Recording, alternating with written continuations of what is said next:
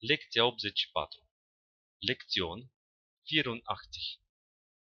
84. 84. Aperitive. Vorspeisen. Supă de orez. Reissupă. Reissupă. Supă de roșii.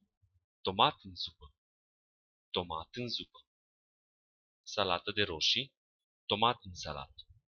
Tomat în salat. Preparate din carne. Fleischgerichte. Fleischgerichte. Guiaș cu salată și orez.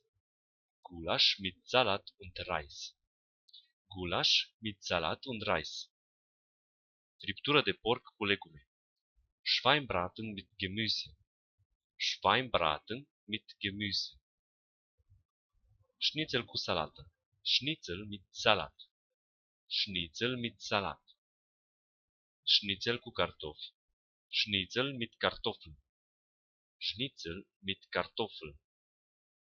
Friptură de vită cu mazăre. Rindsbraten mit Erbsen.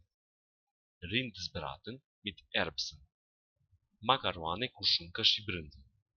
Macaroni mit Schinken und Käse. Macaroni mit Schinken und Käse. Preparate din ouă. Eierspeisen. Eierspeisen. Ochiuri cu șuncă. Spiegeleier mit Schinken. Spiegeleier mit Schinken. Preparate din pește. Fischgerichte. Fischgerichte. File de pește cu orez. Fischfilet mit Reis.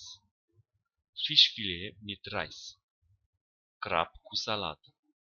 Karpfen mit Salat. Karpfen mit Salat. Desert. Nachspeise. Nachspeise. Compot de pere. Birnenkompot. Birnenkompot.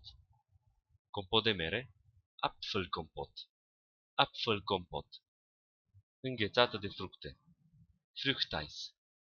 Fruchteis. Înghețată de ciocolată cu frișcă. Schokoladeneis mit Sahne. Schokoladeneis mit Sahne. Danke. Tschüss.